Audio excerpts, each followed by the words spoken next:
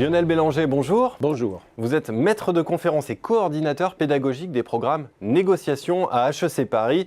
Alors cette négociation, parlons-en, on peut le dire, elle fait partie des disciplines historiques, traditionnelles pour ne pas dire poussiéreuses, à l'heure où les écoles de commerce s'ouvrent à de nouvelles disciplines. Je pense aux soft skills, à l'entrepreneuriat ou aux sciences humaines. Alors, première question, est-ce que la négociation ne souffre pas un petit peu de cette image traditionnelle? Est-ce que vous sentez toujours le même engouement chez les étudiants pour cette discipline? Non seulement le même engouement, mais je dirais même un regain d'intérêt peut-être pour la négociation, dans le sens où aujourd'hui, au cœur des pratiques du vivre ensemble, au cœur de tout ce qui est management collaboratif, recherche de décisions de plus en plus partagées et collégiales, on est confronté invariablement à la pratique de la négociation. Or, la négociation n'est pas une matière académique.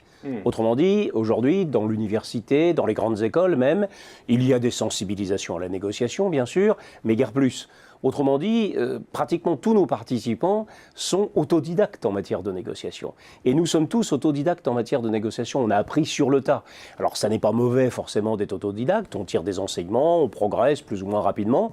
Mais à un moment donné, on percute quand même des limites. C'est-à-dire qu'on est confronté à des situations dans lesquelles on se demande pourquoi on n'arrive pas à aboutir, à quoi ça tient, est-ce que ça tient à moi, négociateur, est-ce que je ne m'y suis pas pris comme il fallait.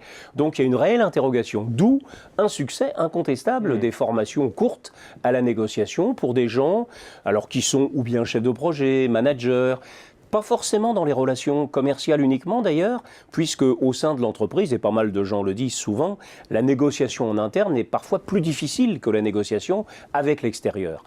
Parce qu'en interne, il y a des liens, parce qu'il y a des rapports de force, parce qu'il y a des rapports de pouvoir, et que la pratique de la négociation n'est pas facile, tout simplement.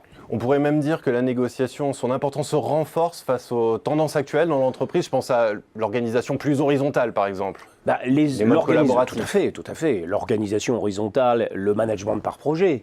Aujourd'hui, un jeune chef de projet, un ingénieur qui sort d'une école, dans les 2-3 premières années, si on lui donne des responsabilités de projet, il percute immédiatement des problèmes de négociation de ressources, de délais, de moyens, etc. Et parfois, il a affaire à des gens qui sont peut-être un peu plus aguerris que lui, et il souffre en quelque sorte, en se disant bon, je suis pas bon, je sais pas faire, donc il faut que je me forme. Alors justement, quelles sont les clés pour être un bon négociateur et comment est-ce que l'enseignement supérieur peut donner ces clés? Est-ce que vous pensez que l'éloquence, on insiste beaucoup sur l'éloquence en ce moment dans l'enseignement, est-ce que vous pensez que c'est une bonne clé justement? Alors pas que ça, on en parlera peut-être de l'éloquence, mais dans la négociation, dans les pratiques de la négociation, il y a un certain nombre de points extrêmement sensibles de compétences. Par exemple, la capacité à analyser les rapports de force. Un négociateur est toujours impliqué dans des confrontations, on le voit dans la négociation sociale, dans la négociation commerciale, il y a des rapports de force, donc une analyse des rapports de force.